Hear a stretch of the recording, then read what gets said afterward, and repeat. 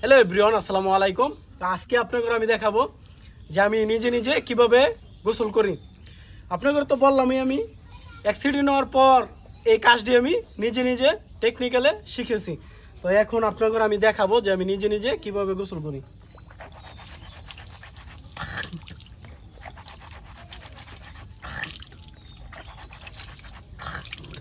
প্রথমে 3 বার কুলি করে নিলাম। এই যে 3 বার নাকে পানি নিয়ে দিলাম। এখন আমি আমার পায়ের সাহায্যে আমি পানি ঢালবো। তো দেখেন,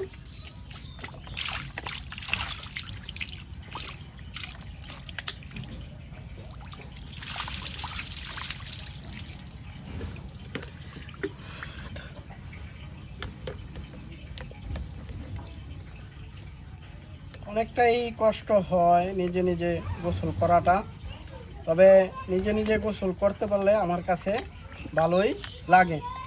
তো এখন আপনাদের আমি দেখাবো যে আমি নিজে নিজে কিভাবে পা দিয়ে গোসল করি।